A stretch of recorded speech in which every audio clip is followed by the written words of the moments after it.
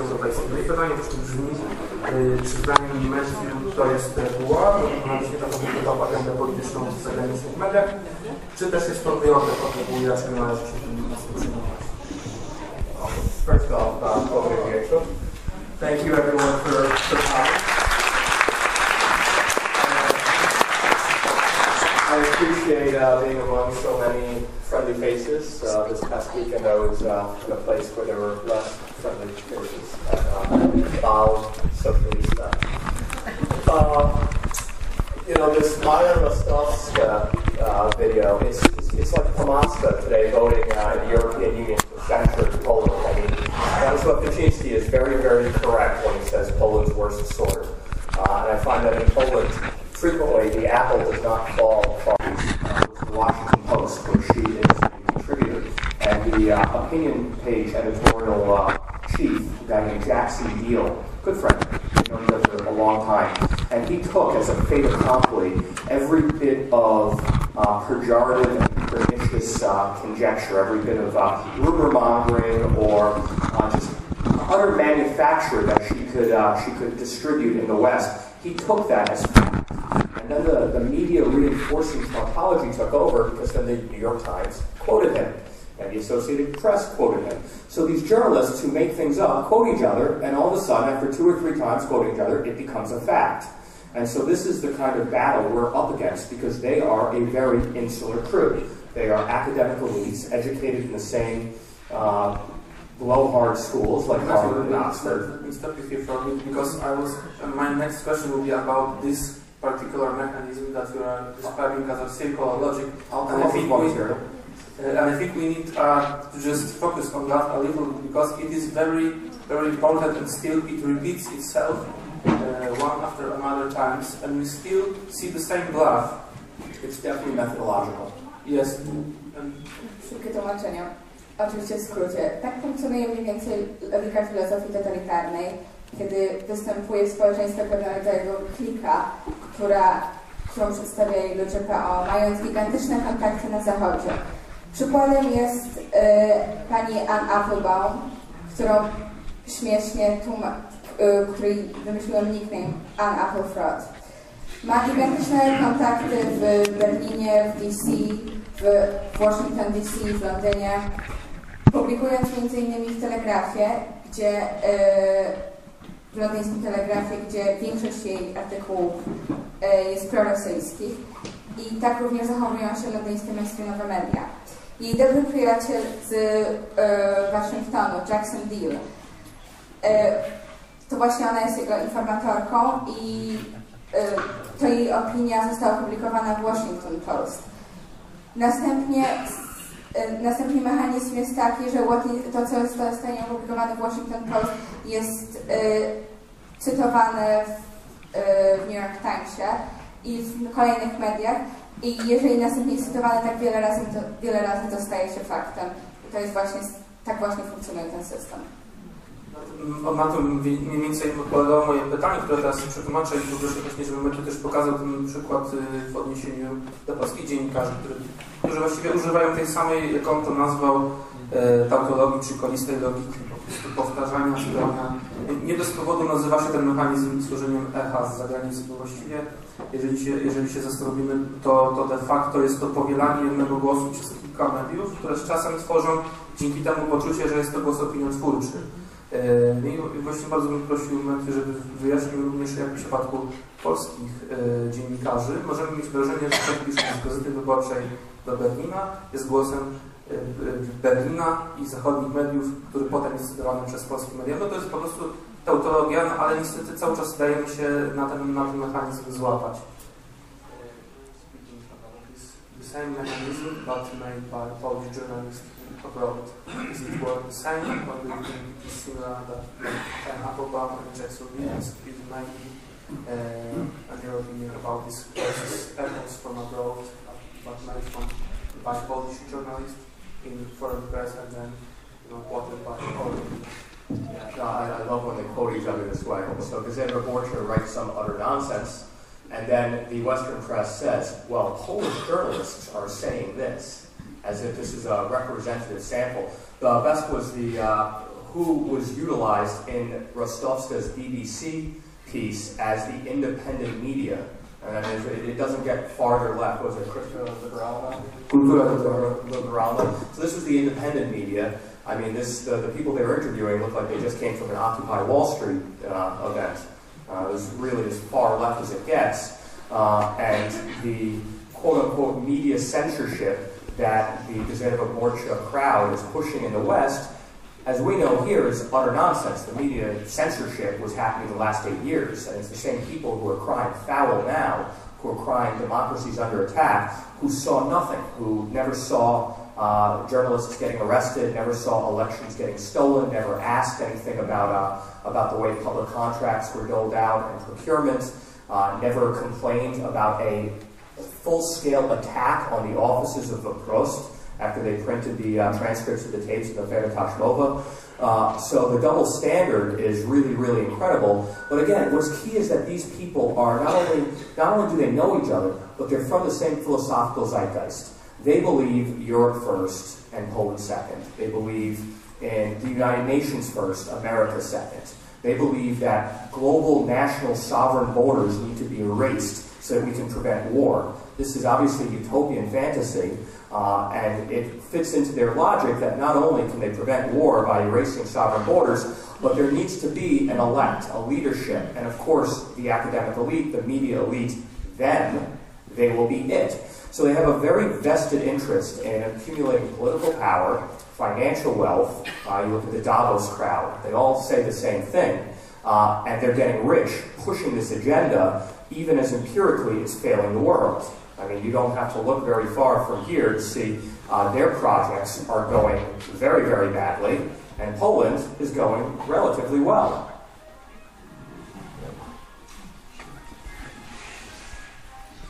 Kocham, kiedy w taki sposób są cytowane polskie media w zagranicznych mediach. Przykładowo cokolwiek napisze wyborcze, następnie jest przedstawiany w amerykańskich mediach jako rzecz obiektywna. Przykładem również były cytowane media w przedstawianym filmiku autorstwa Rostowskiej, kiedy najbardziej obiektywnym medium była kultura liberalna. Przez 8 lat media w Polsce były cenzurowane i wtedy główne media, w tym Gazeta Wyborcza, nie zauważyły ani atakowania dziennikarzy, ani przekrętów z wyborami, z liczeniem głosów, jak również wejścia przykładowo do redakcji wprost w publikowaniu taśm. Wydaje się, że to są jakieś podwójne standardy, które były przez obecne 8 lat w Polsce. I to są ci sami ludzie, którzy przykładowo okupowali Wall Street i protestowali przeciwko kapitalizmowi. Nie jest to również kwestia tylko polska, ale jest to pewien ogólny światopogląd, który pojawia się również w Europie. Jest to światopogląd, który stawia przede wszystkim Europę na pierwszym miejscu, a potem przykładowo Polskę. Światopogląd, który uważa, że można się, pozbywając się granic europejskich i przyjmując uchodźców, pozbędziemy się wojną. Jest również światopogląd, który pobiera bardzo szerokie zyski finansowe z takiego myślenia i jest popierany, ale obiektywnie rzecz biorąc to widać, że jednak polska gospodarka obecnie jest bardzo stabilna i ma się wciąż dobrze, pomimo tego, że nie prezentuje takiego poglądu obecnie. Matthew, have you seen a similar mechanism of control of public opinion in the United States, in US media? I mean, have you seen the mechanism of quoting your own journalists from foreign press as the voice of France, Britain, China?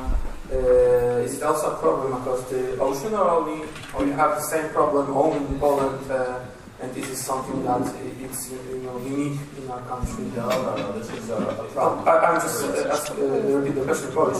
Czy uważasz, Matthew, że również ten problem cytowania zagranicznych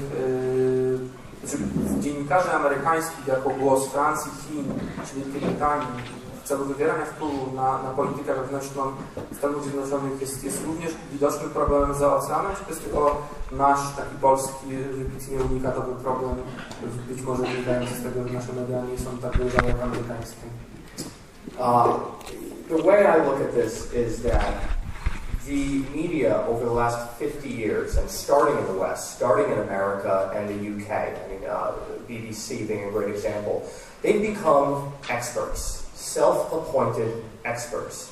They don't report the news anymore. They believe, and it goes back to the 1940s and rooting out communism in America, that the media became a cheerleader for leftist ideas. The media is always slanted left, the media has always wanted to be engaged. Newspaper men in old school New York endorsed candidates and looked to shape public opinion. But by the 1940s, Edward R. Murrow being a great example, they started injecting themselves into the debate as self-appointed experts, and that has only accelerated. So now they go on, not to report the news, but to interpret it. And they have a goal. They believe that the media has a holy role to play, which is to help people understand. And that's not by disclosing things openly and honestly and transparently. It's by selling a narrative. I mean, in the U.S., we have about 20 Gazette of Abortus. So as bad as it is here, we have it where our entire media complex, only recently seeing a little bit of an inflection with Fox News and the internet, but for 50 years, our entire media complex has existed to push big government philosophy, to push leftist and socialist philosophy, from the New Deal to the Great Society. And we have it to the point where come elections, they don't even pretend. They're endorsing candidates. When the election returns are coming, they're calling electoral races early to try and impact the voting in the last hours. So it's not something that I think is unique to Poland or to the UK or continental Europe. This is a phenomenon that's evolved with the advent of television news and really pushing subtly what's going on in the world beyond helping people understand, but forcing them into a narrative box. And it's only gotten worse in the last 10 years because the centralizing powers, predominantly Washington, D.C. and Brussels, have a lot at stake. So they're funding all sorts of mechanisms to push their narrative. My favorite is NGOs, think tanks. They're supposed to be as unbiased and analytical as can be, but in Europe, they're funded out of European taxpayer funds. So there's always going to be an agenda there. And so in the West, when they're quoting on Poland, a lot of NGO analysts, thinkers, these people are being paid by Brussels to push more Brussels. So they have no credibility whatsoever, but they are given a veneer of independence that undermines truth. To jest po prostu jak staranie się dogonić samochód wyścigowy, ale cały problem nie jest oczywiście tylko polski, jest problemem globalnym. Moim zdaniem mam taki pogląd, że media na całym świecie, zaczęło się to jednak na Zachodzie, przez ostatnie 50 lat w Stanach oraz w Wielkiej Brytanii przestały być przekaźnikami i przestały raportować wiadomości, a stały się samozatrudnionymi komentatorami sceny politycznej, w ogóle generalnie świata. I dobrym przykładem tego jest BBC. Samozatrudnieni eksperci, którzy nie chcą nam przekazać obiektywnej wiadomości, ale chcą nam przekazać konkretny światopogląd. W Stanach nie mamy jednej gazety wyborczej, a mamy 200 gazet wyborczych.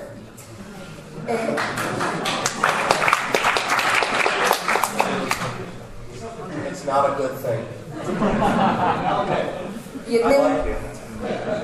Jednymi niezależnymi mediami są obecnie Fox News oraz internet. Te media przedstawiają lewicowy światopogląd, absolutnie. I kiedy przychodzą wybory, nawet nie ukrywają swojego poglądu, ale po prostu wspierają konkretnych kandydatów. I jest to taki mechanizm, który stara się wepchnąć społeczeństwo w konkretną narrację, z której nie będą już mogli wyjść. Przykładem jest również niezależny think tank NGO, który jednak w Europie jest finansowany z pieniędzy publicznych, konkretnie z pieniędzy z Brukseli, więc eksperci ci nie mogą być po prostu obiektywni. Let's speak about names because I think that You want me to name names? Yeah, I mean names. Let's see. Can you tell me, in your opinion, which person or titles or journalists or politicians excel in that? In agitprop, spreading lies? Creation of the unilateral relations about the Poland. Because I think you can name a couple of people and you can wait to do that. So yes, I just translate it into Polish and give you the voice.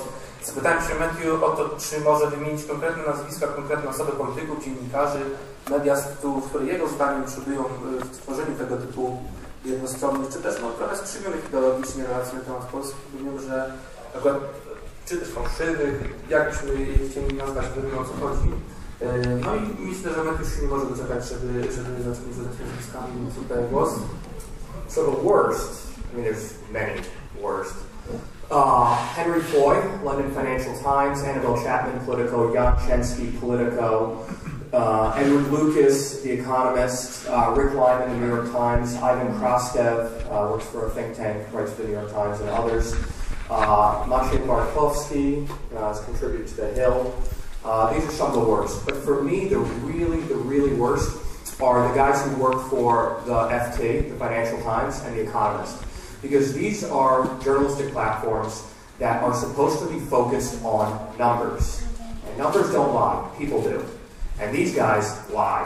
They have totally went against the mandate of the platforms that have very high credibility globally. And to me, that's the most offensive. With Politico, you know what you're getting. You're getting a leftist globalist rag. It's like, an international gazette of abortion. But when the FT and The Economist, who have had great reputations for the last 40 years for being unbiased and focused on the math, the economic realities of the world, where they have their Polish correspondents so engaged in an agitprop narrative, and a lot of it based on personal relationships, and a lot of it based on ideological simpatico. Edward Lucas is a very good friend of Radosław Sikorski and Anne Applebaum. The irony is that when Radosław Sikorski was in peace, he didn't cover peace very accurately either. So his relationship drives his coverage. I've reached out to him in my very peaceful way on social media and suggested that he should recuse himself from all coverage. It's like Anne Applebaum covering the actions of the Polish government in international press. Given her husband's position in government, there is an incredible conflict of interest. And then you can layer in the financial incentive. His paycheck was paid by the taxpayer. So she had an incentive to make sure that he stayed in that role. Hope-Jaren Dvor is in very good shape these days, and indirectly it is due to the taxpayer. So she should be recusing herself from writing in the Telegraph. And she said she doesn't talk about Polish partisan politics. But she was the first one linking to some of these ridiculous narrative pieces like Antoni Macierewicz is an anti-Semite, Poland attacks NATO. So even if she's not writing the pieces, she is disseminating them, and she's certainly inspiring them. I know. I'm up against it in the West. You guys are used to it here with these Poland's. I know, we work together. It's good. It's like Reagan said, there's a silent majority, and in Poland right now, the silent majority finally went to the ballot box and kicked out the post-commie bastards. Zaczynając od nazwisk, jednym najgorszy jest Henry Foy, Jan Czerski z Politico, Henry Lucas, Maciej Bartkowski z The Hill. Annabelle Chapman. Ale z platform konkretnie nazywając nazwisk, to przede wszystkim Financial Times. Dlatego, że pozostałe te platformy są platformami publicystycznymi. The Economist. To są platformy, poprzednie platformy są platformami publicystycznymi, a te są ekonomistycznymi, które zajmują się przede wszystkim cyframi. A wiemy, że cyfry nie kłamią. I w tym momencie, kiedy FT, Economist manipulują matematyką i ekonomią, aby przedstawić i pokazać konkretny obraz tego, co się dzieje w Polsce, w Stanach, i wykorzystują do tego Edwarda Lucasa, to jest to też nie w porządku, mają reputację platformy obiektywnej. Edward w okazji jest dobrym przyjacielem Sikorskiego i Applebaum. Skontaktowałam się z nim przez social media w sposób typowy dla mnie, bardzo delikatny, aby rozszerzyć swoje, sugerując mu, aby może rozszerzyć swoje źródła i swój kontakt, nie opierając się jedynie tylko na Applebaum. Wiemy, że Klubie dwór jest obecnie w bardzo złym stanie i potrzebuje źródeł finansowych i dlatego między innymi Anna Applebaum może, jeżeli nie wszystkich artykułów, które są publikowane w mediach amerykańskich, ale to przynajmniej ma duży wpływ, pisząc o tym między innymi, że Macierewicz jest antysemitą, a Polska zreagowała na to. Między innymi jeden z ostatnich materiałów z CNN na ten temat również okazuje się, że tworzył go znajomy, bardzo dobry Anna Applebaum, który często opiniuje jej książki na tylnej stronie okładki. I to nie są przypadki, właściwie cały czas takie rzeczy się dzieją. Jak się prześledzi te koneksje, o których Matthew mówi, to właśnie się zdziwimy straszliwie, jak bardzo wąskie jest środowisko i malutkie, jak ze sobą, jak system naczyń połączonych, związane, jedni wzajemnie drugich cytują, opiniują, polecają się nawzajem i zazwyczaj z dziwnym zbiegiem okoliczności ci ludzie mają bardzo podobne poglądy liberalno-lewicowe. But Matthew, the next question. When we were speaking for the dowiedzieć interview, you said something very interesting, and that is that if you want to speak the truth in Polish media, you have to do it in the tabloids.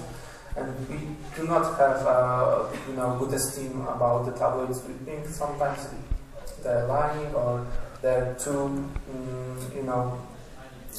manipulative, things like that. As opposed to the mainstream press. Yes. Can you explain us your logic behind this reasoning? Powiem po polsku.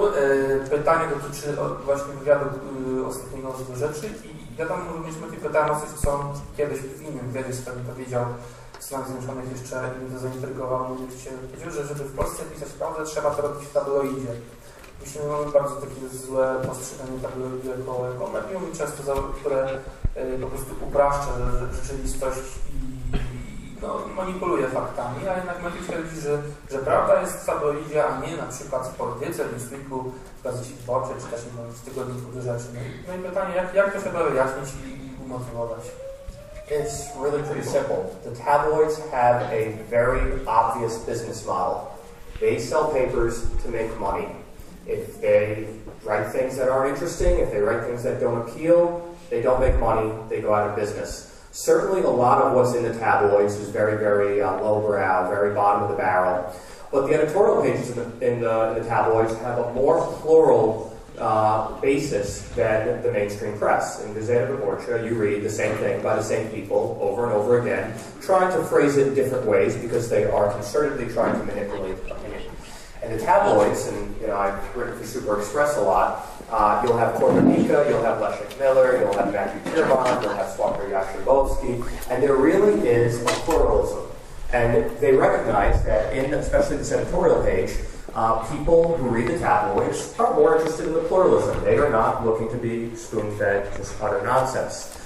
So for especially the things that I write, and I'm somewhat aggressive in my rhetoric, the tabloid is a very, feels like the right place, because in the mainstream press, you cross a line when you do not say what they are pushing. If you give an alternative viewpoint to the agenda, the narrative they're spinning, you're persona non grata. I found it out for about 2-3 years with Gazeta Wyborcza. Gazeta Wyborcza, they understand communism and the powerful mechanisms behind communism, and they knew that if they want to silence opposition, they don't attack, they just ignore. This was the same thing my father experienced in the 40s, 50s, and into the 60s when he was blacklisted in different ways. So Gazeta Wyborcza refused to even mention my existence no matter what I was engaged in, versus the tabloids where because they were looking to sell papers, I mean, Pudelik does great traffic, and I just want to say I'm very proud I was in Pudelik for the first time today,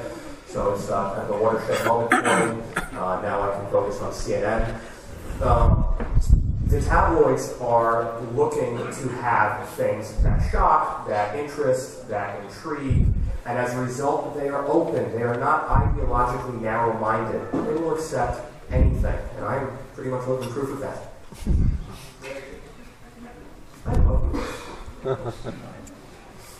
Kwestia z tabloidami jest bardzo prosta.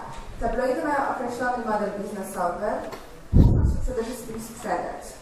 I z tego powodu oczywiście jest tam bardzo wiele bardzo niskich materiałów, które trafiają do szerokiej grupy odbiorców, ale tabloidy mogą być również obiektywne i w przeciwieństwie do braku pluralizmu, który jest w Gazecie Wyborczej, gdzie od lat piszą właściwie ci sami autorzy i może pisać te same rzeczy w tej samej narracji, to tabloidy muszą postawić na pluralizm, dlatego że muszą się sprzedać całemu społeczeństwu. Jak się nie sprzedadzą, to upadną. Dlatego piszą do nich tacy ludzie jak Miller, Jastrzębowski, ale również Tyrmand.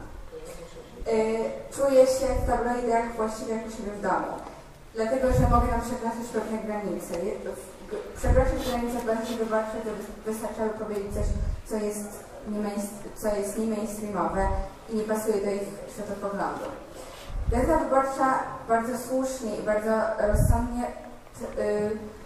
posługuje się taktyką przemilczenia i również ja miałam z tym kontakt. Po pierwszych kulturalnych artykułach na temat mnie i mojego ojca, kiedy zaczęłam wypowiadać się politycznie, to Gazeta Wyborcza całkowicie przemilczała i przestała w jakikolwiek sposób nie wspominać, tak jakby nie istniał.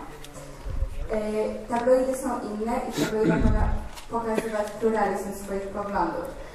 Dzisiaj pierwszy raz trafiłem na pudelka, z czego jestem bardzo szczęśliwy, ale już skończę na tym. Chciałbym skończyć na tym swoją historię i skupić się jednak na CNN. Ale i tak uważam, że tabloidy są otwarte i muszą pokazywać pluralizm, bo po prostu muszą się sprzedać. I do also want to make a distinction. When I'm talking about the tabloids and this mainstream press, I'm mostly speaking about the dailies. In Poland and also in the US, the weeklies, the news weeklies, have a little bit of a different position. And a great example of that is Wprost and Dowiedzieć. It's a little bit more serious, it's a little bit more analytical, the work they do is a little deeper. To give you an example, I think that the paragon of what media should be in this country is best represented by Wprost and Fedotashkova being a watershed moment. I don't know if people realize it, but you are all in the presence of media royalty right now because Michał Leszewski, who I consider a hero for what he did last year at great personal risk, and we saw what happened, they tried to put him out of business. He knew what was right, and what was right was to expose the frauds and corruptions and a level of institutional corruption that the last government was engaged in, and he printed the transcripts. And it shows you that there is certain pockets of media, of a media that takes its role as truth to power and overseer for the public good seriously. And I encourage all, especially where Wprost has gone. Wprost is to me, a great example of media doing what it should do, and I don't think it's coincidental that this is Stefan Kisielewski's paper, and even though it lost its way for a few years, it's good to see that it's doing what it should be doing. Does the price is too high sometimes? No, I think they should raise the price, but I'm biased. Chciałbym jednak dokonać pewnego rozróżnienia. Kiedy mówię o tabloidach, mam oczywiście na myśli materiały, które albo dzienniki codziennie, a oczywiście czymś innym są tygodniki i miesięczniki. Pełnią inną funkcję. Uważam, że jednym z najlepszych tygodników jest obecnie Wprost, które wykonały niesamowitej roli w zeszłym roku, przyczyniając się do polskiej demokracji. I nie wiem, czy wiecie, ale to, co zrobił właściciel Wprost, Michał Leszewski, mając odwagę opublikować taśmę w zeszłym roku, było niesamowitą sprawą i przyczyniło się do rozwoju demokracji oraz do zmiany rządu. Nawet pomimo ceny, jaką zapłacił Wprost i prawie po tygodniu przestał istnieć, ponieważ właściwie dopływ reklam po aferze taśmowej niemalże upłynął, szczególnie ze spółek Skarbu Państwa, no ale jak mówili, to jest między innymi taka cena, którą zawsze warto płacić za obronę demokracji. Takie przypadki jak Wprost z aferą taśmową, no są takimi po prostu w Polsce, plakatami, takimi jakby osobami, czy też tytułami, które dziś się wyróżniają i są przykładami naśladowania. Matthew, repeatedly you issued the fact that the average Pole is no way protected by this challenge in public. For example, a politician He may sue him for a legal process. The cost of the time do not provide equal opportunities for the accused and accusee. Nikt throw the challenge herself for Radosław Sikorski and calling him a financial cheater. For which, on behalf of the foreign minister Romana Giertycha wanted to sue you, and you repeatedly wanted him to sue you because he would like to show him that you can defend from a politician even if you are accusing him of being a fraud. And how Polish person, the regular citizen can fight against corrupt politicians, obviously, because you experience this in your own history, in your own life. Pytanie pokrótce brzmi tak, w jaki sposób tacy zwykli, po prostu przeciętni obywatele mogą bronić się w sytuacji, w której chcieliby oskarżyć polityka bardzo wysoko postawionego, na przykład to, że jest skorumpowany bądź o to, że wiąże za finansami, w sytuacji, w której zawsze ta równowaga pomiędzy oskarżającym zwykłym obywatelem a oskarżonym politykiem, czy też dziennikarzem, czy też wysoko postawionym będzie zachwiana. I zawsze politycy mają lepszą możliwość do tego, żeby się bronić. Zawsze mają kontakty, z których korzystają, pieniądze i czas, żeby takie sprawy prowadzić. No i pytam o to dlatego, ponieważ Matthew, być może Państwo wiedzą, sam w zeszłym roku rzucił takie wyzwanie Radosławowi Sikorskiemu, nazywając go skorumpowanym politykiem, ponieważ zwracał tłumaczenie swoich przemówień swojemu znajomemu ministrowi Wielkiej Brytanii, za to bardzo chorągiony sąd. No i w imieniu Radosława Sikorskiego Romana Giertycha chciał pozwać Matthew Tyrmanda za to, że narusza jego dobro osobiste. To jest jedno z takich kluców, które Matthew prowadzi i na własnym przykładzie mógł się przekonać, jak wygląda to zachwianie, kiedy obywatel rzuca wyzwanie władzy i właściwie nie ma możliwości, żeby się bronić. Ktoś jeszcze chce go za to ciągać po sądach. In any country of 40 million people, there's going to be some bad people. Romana Giertycha is the worst person in Poland.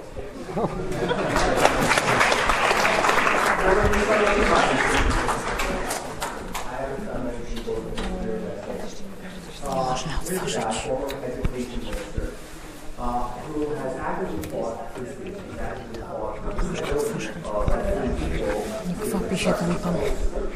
he uses predominantly the civil justice system to weigh people down in lawsuits and threaten them, like he did with me, defamation suits, for criticizing those who are elected or appointed to public office. Those are the people who have a public trust. Those are the people who, especially in Poland in the last 25 years, have continually violated the public trust. To not be able to call them out will only, and it has, embolden and entrench institutional corruption. And Giertycha has been a lever, a mechanism for them to deeper entrench corruption without fear of getting called out by pissed off people. What he has done, I find to be absolutely abhorrent. There's no room for this in a free society. So when he threatened me with a defamation suit a year ago for referring to Sikorski paying his friend very, very inflated, no bid contract for proofreading speeches when Sikorski speaks English, when he had Maya, everyone's favorite Rostovska Maya, also proofreading speeches. For him to call my reference of this to be an act of fraud, financial fraud, he said this was hate speech. And I don't disagree with him. It is hate speech. I hate corruption. I hate non-competitively bid contracts. I hate looting. I hate when they take taxpayer money, the hard-earned capital and work of free people, and pay their friends. I absolutely hate that. I always say hate speech is great speech, and that's not what references contract security. But it also references the free market ideas, and that if you want to ban a concept, all you're going to do is create a black market for that concept, that idea, like what Germany does with Holocaust denial. I'm a Jew. I think that if anybody wants to go around spouting nonsense, they should have the right to do so. If anybody wants to deny the Holocaust, they should have the right to do so. Because who is going to determine when the line is crossed? Romana Giertycha thinks he should be the one to determine that. And as a result, the determination is criticism of those who are looting the country, his friends. So he has been this absolutely unacceptable in a democracy mechanism for stifling those who would criticize naturally. And it is the job of an engaged citizenry to criticize politicians, to hold them accountable. It's also the job of the media. But as we see in Poland, the media has been bought and paid for by the Treasury to run interference to protect the corruption. So between Giertych and the media trying to stifle the truth, trying to threaten the critics, that's why corruption has persisted to this degree in Poland, and that's why I view what Wojciech did with the Tyrmand as the inflection point. That's when it was so brazen, so over the top, so disgusting, reprehensible, and obvious. People like Belka, who were willing to steal from 40 million Poles and every investor around the world who invested in Poland so that they could depreciate the currency and buy the election, why this needs to be called out, why someone like Giertych should be absolutely ostracized for his actions, and why Poland and any free society needs unfettered free speech. It needs a First Amendment like in the U.S. And the Polish Constitution was written by commies for post-commies, so it's lacking a lot of protection of freedom. And Giertych is an enabler of that and a continuer of that. And I find that unacceptable. I've been trying to get sued by him, but he's a little bit scared now that there's somebody who will actually face him in court. I'm willing to face him, and whatever the court rules, we'll let the court of public opinion really decide what they think about this process of civil defamation suits stifling criticism. I think it's unacceptable, and I'm willing to put my money where my mouth is. And I take it out.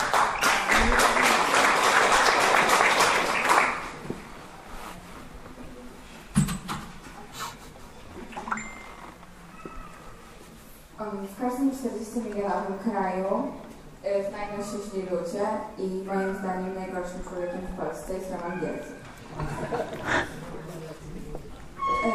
I mówię to z pełną świadomością.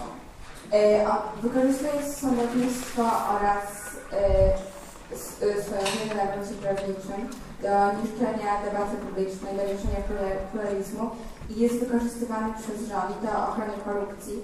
Także ktokolwiek zaatakuje tę korupcję na poziomie debaty publicznej jest następnie pozywany przez Giertycha. Jest to właśnie niszczenie opozycji, używając do tego systemów prawniczych. Giertych, będąc ministrem edukacji, a następnie będąc bardzo popularnym prawnikiem, wykorzystywał swoją władzę do właśnie takich działań. Moje słowa, jakimi zaatakowałam Giertycha, były określone określeniem mowy nienawiści. Ja owszem nienawidzę korupcji, nienawidzę tego, jak pieniądze publiczne są wykorzystywane do prywatnych celów i jak dobro publiczne stoi na pierwszym miejscu. Mowa nienawiści to dobra mowa. Jeśli chcecie ograniczyć jakąkolwiek debatę albo ideę, to należy ją zakazać. Wtedy właśnie pojawia się czarny rynek, a na tym czarnym rynku króluje wolność słowa. Wolność słowa powinna być absolutna i powinna być również do tego stopnia, jeżeli ktoś nienawidzi Żydów i chce mówić, że są to wszystko odpowiedzialni, to moim zdaniem mają za to prawo. Ponieważ jeżeli chcą opisywać antysemityzm, to moim zdaniem mają takie prawo. Bo pomimo tego, że możemy się z nimi spierać, to nie można ograniczać wolności słowa. Bo jeżeli ograniczamy wolność słowa w takich kwestiach, to gdzie jest ta granica i gdzie powiemy stop.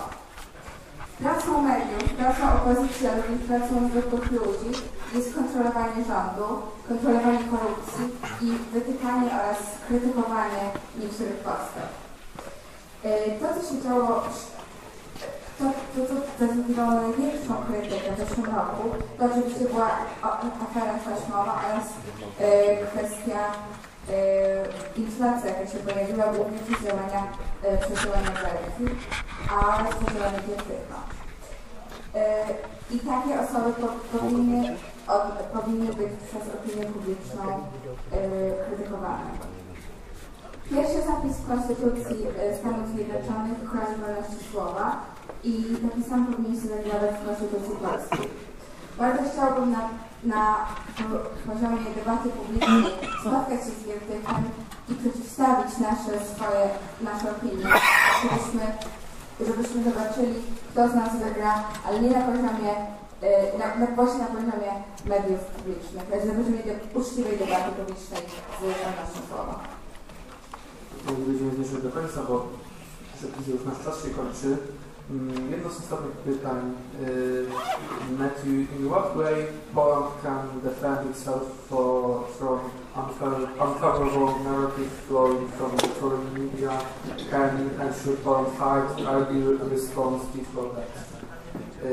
W jaki sposób Polska powinna, czy twoim zdaniem w ogóle powinna się przeciwstawiać tej narracji płynącej z zagranicy, czy też najpierw z Polski, a potem przez zagranicę przekładamy jako głos zachodnich mediów? Czy powinniśmy walczyć z tym, wspierać się, odkrywać te mechanizmy, odpowiadać międzynarodnym, czy to jest w ogóle jakaś ślepa łaska i raczej powinniśmy po prostu zaakceptować, że głosy zawsze będą skupiać na pozytywnej narracji? Poles are the most educated people in Europe. This is the highest level of literacy, the highest level of college education in Europe. What we need is engagement. There's a shortage of voices in the West willing to defend Poland because most of the media is controlled by the GW crowd. But there's a lot of high quality voices that need to get out there in English on the right and refute some of these lies. Blogging, social media, I'm doing it. I'm starting to see more and more people do it. We are up against a very poisoned, coercive, rotten structure, and that is a desperate left. A left that has been rejected, rebuked, philosophically, personally, and now we're going to be screwing with their money. They've been stealing, and we're going to be putting a halt to that. That reform is moving very, very quickly thanks to the unilateral mandate that this government has received. So they are under assault in their existential way, but they have this last bastion, and that's the media, and they are not going down without a fight. I mean, a lot of these people, hopefully, we'll see how aggressive Jobro is this time around, a lot of these people could go to jail. I mean, they looted the country. Everybody in this room knows that. Most people on the street know that. There's a reason why this mandate was so strong. Afena proved it for those who might have doubted it. The only people who won't admit that are what the Polish right call the lemmings, and they are plenty in number, but not high in intellect. So they are beatable. But they have a jump on the media, but we have the silent majority. We have the numbers and we have truth. Our values, this is something Reagan used to say, this is something Ted Cruz, running for president, now in America says, our values, our ideas are right. They're better. They will win in a meritocratic dynamic, a meritocratic format. But the left has the powers of coercion. They own culture, they own the media, and they're using it. But they're getting hurt. I mean, everywhere around Europe we see the rejection. Poland is about to take a place at a very, very high esteem globally because it is leading the charge of rejecting the uber left. And so in the U.S., I know that I'm really working hard to spread this, and I know in the American right, they didn't know it until I went to D.C. and started discussing some of these false narratives. But now they know it, and they're embracing it, and they're even using it as a model. And this is happening all over Europe. So I actually think we're in a good position, but what we need in the short term is engagement. People here obviously came to talk about ideas. And so we need your help. We need you out there writing on social media, writing letters. Niezmiernie did this letter that I helped write with the Niezmiernie Gazeta Polska. This sort of open letter that can be thrown on websites, like the New York Times comment section. And so just engaging, they will see that we have a majority, and they will try and ignore us, but we have a groundswell. The forces of our scale is really, really strong, and we need to utilize that. So you think that Poland is leading the charge with the reform, writing media? Absolutely. In Poland, the sixth biggest country and economy in Europe, it's a definitive move to the right. The top 5 countries, none of them have done it. The UK is trying, and the UK is looking here and seeing how effective it is. I'm writing for Breitbart London now. It's a major Western platform, and I'm writing to their UK segment, their UK vertical. And it is... It's absolutely resonating in the UK, and I think Poland will be a model for them as the Brexit vote, the referendum comes closer, because they see that European referendums have been ignored again and again. Those of democratic values, so as long as you agree with them, they're democratic values, otherwise they're totalitarians.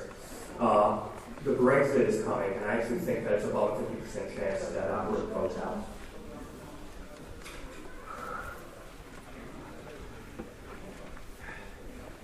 Przede wszystkim chciałbym zaznaczyć, że Polacy są najlepiej wykształconym narodem w Europie.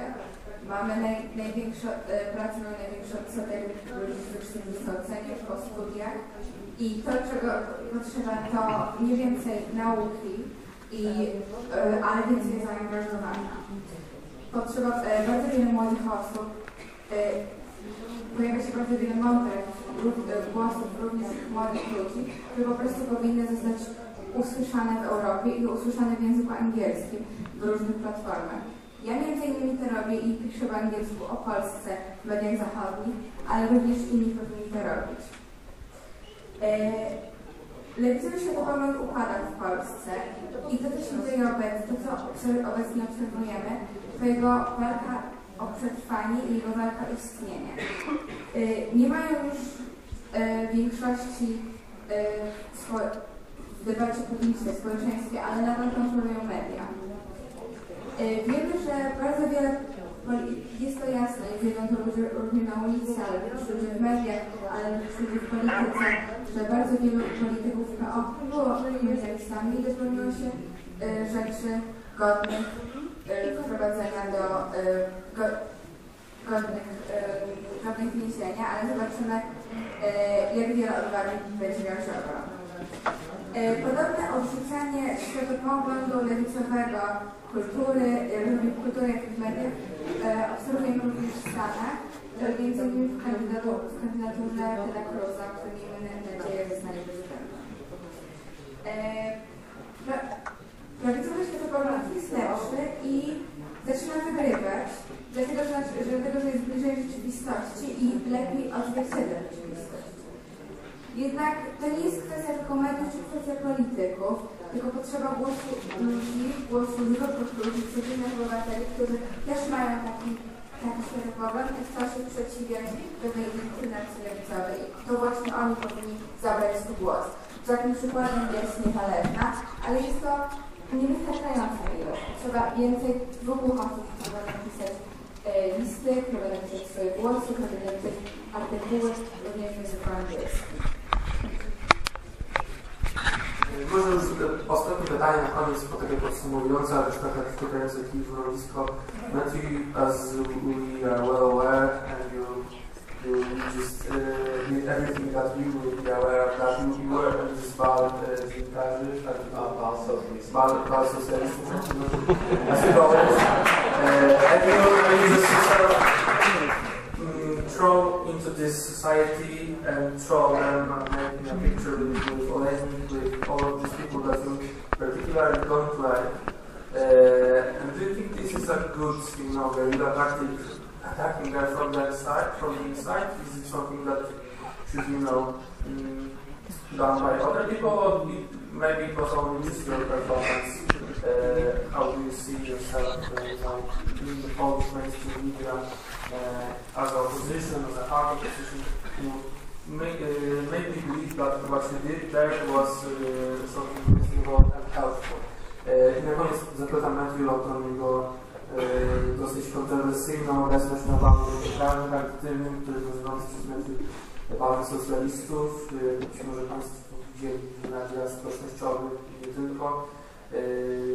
Lubi tam się wmieszał w tłum, robił zdjęcia ze wszystkimi twarzami mediów, które odpowiadają za mainstreamowe. Następnie dosyć niewybrane słowa skomentował osobiście na temat tych osób. Czy Matthew uważa, że to jest dobry sposób na walkę z ideami, którymi się nie zgadza, że może coś jest kontrowersyjne?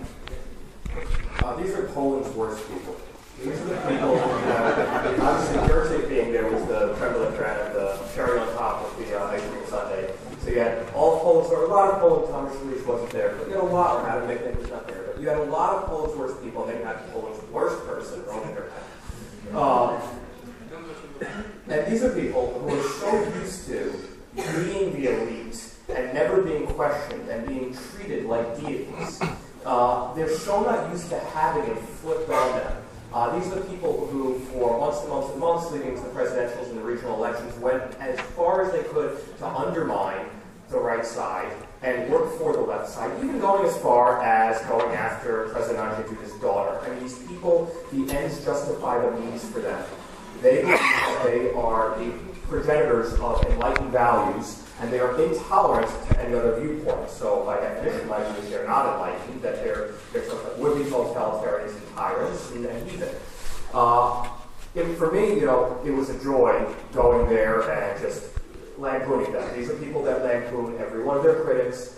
They lampoon everyone that disagrees with them, and they get away with it because they've had control, because they've had the taxpayer funding mechanism, the treasury taking care of them. So there's been no accountability. When you have Thomas Schlicht going and protesting in an agitprop movement to destabilize the government funded by Soros, and then claim to be a journalist, something doesn't add up.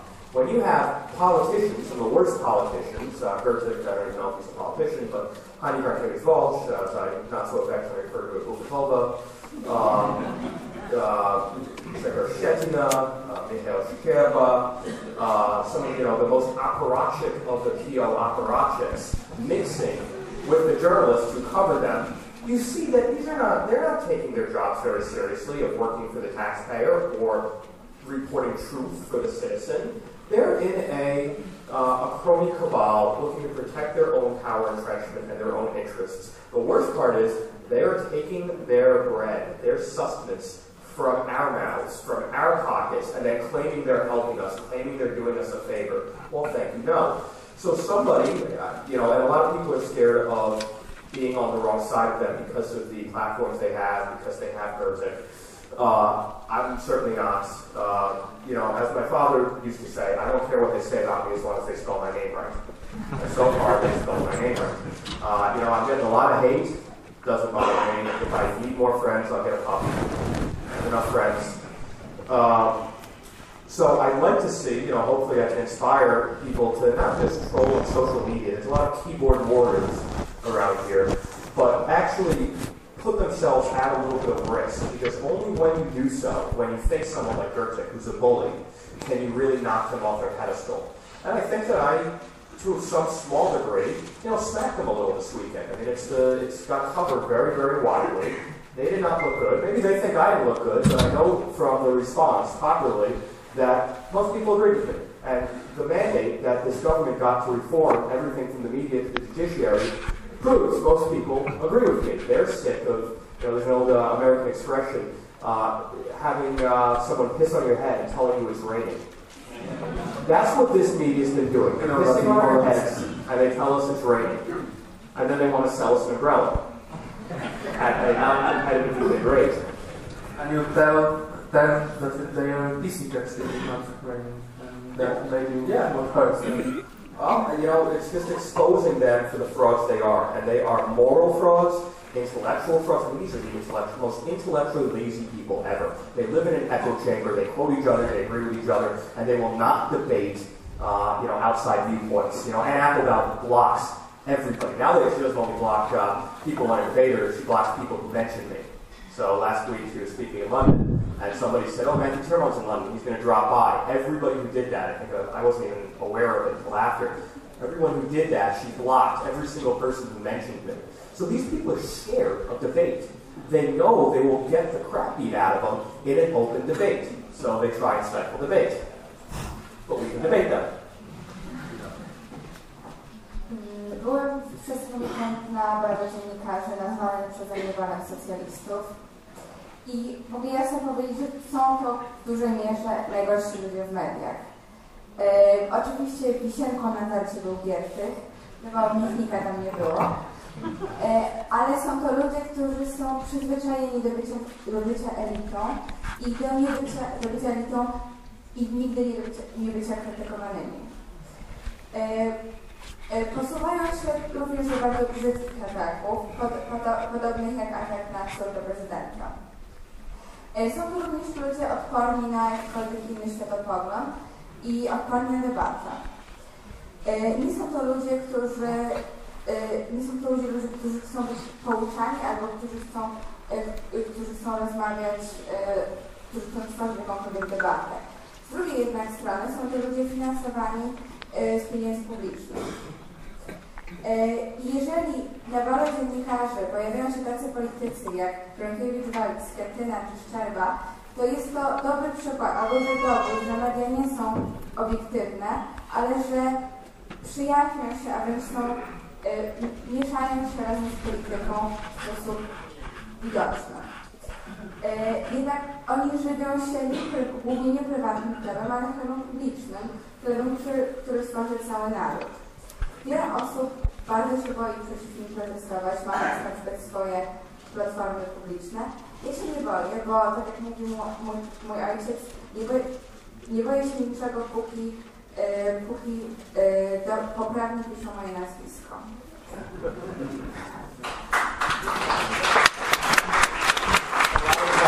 When they want to put their video, they just call me the son of Tyrmand, and that doesn't bother me at all. That's not really a bad thing, being the son of Tyrmand. Nie potrzebuję więcej przyjaciół, bo jakbym chciał więcej przyjaciół, to kupiłbym sobie szczeniaczka. Dlatego po prostu dlatego nie boję się ich atakować. Trochę uszczupnęłam tę elitę w ten weekend. Wiele osób zarzuciło mi, że było to nieładne, ale z drugiej strony oni się również trochę przestraszyli. Mamy takie powiedzenie na Wall Street, że by nie ufać tym osobom, które ściekają ci na głowę, potem mówią, że to deszcz i następnie chcą sprzedać parasol.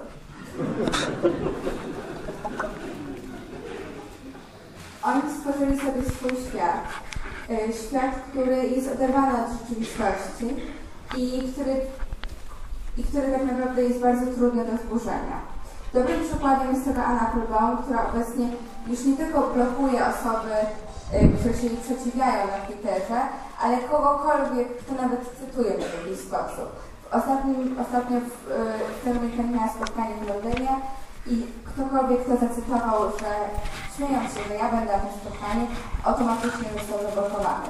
Więc już w żaden sposób nie jest to otwarta debata, ale walka pewnych klików. Tak, Matthew będzie chciał ten parasol zabierać i oczywiście to nie też spada, tylko też wiadomo, że tutaj kawałek z nami. Dziękuję Państwu za spotkanie. Powiem jeszcze jedną ostatnią rzecz.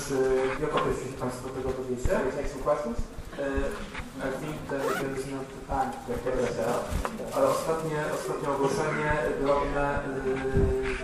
Za tydzień od przyszłego tygodnia w poniedziałku rusza do rzeczy taki krótki cykl, który się nazywał Zły Tyrmand i właśnie na łamach takiego krótkiego właśnie roku będę miał przyjemność z Matthew rozmawiać co tydzień na tematy takie aktualne, polityczne, trochę będziemy się śmiać z polskiej polityki i polskich celebrytów, trochę będziemy złośliwi, a czasami trzeba będziemy poważni.